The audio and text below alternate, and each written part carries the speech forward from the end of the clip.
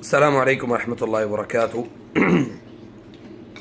ولولا إذ دخلت جنتك قلت ما شاء الله لا قوة إلا بالله.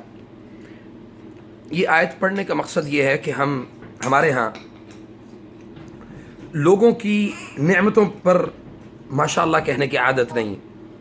ہمیں ماشاءاللہ کہنا چاہیے اور ماشاءاللہ کے ساتھ ساتھ اللہ تعالیٰ سے یہ دعا کرنی چاہیے کہ اللہ تعالیٰ اس کو اس کے مال، اس کے اولاد، اس کی ہر چیز جو اللہ نے اسے نعمت دی ہے اس میں وہ برکت دے. اپنے بچوں کی اور اپنی فیملی کی جو تصاویر ہم سوشل میڈیا کے اوپر شیئر کرتے ہیں وہ شیئر کرنے سے ہمیں باز رہنا چاہیے اور اپنے بچوں کے متعلق خاص طور پہ احتیاط کرنی چاہیے. دیکھنے میں یہ آیا ہے کہ لوگ بہت سارے اپنے بچوں کے ساتھ اپنی ویڈیوز اور یہ جو ویڈیوز وغیرہ ہیں اور اسی طرح اپنے بچوں کی تصاویر خاص طور پہ وہ فیس بک پیجز اور مختلف سوشل میڈیا کے اوپر شیئر کرتے ہیں، جس کی وجہ سے بہت سارے ایسے لوگ ہیں جو سب کے سب دیندار نہیں ہیں.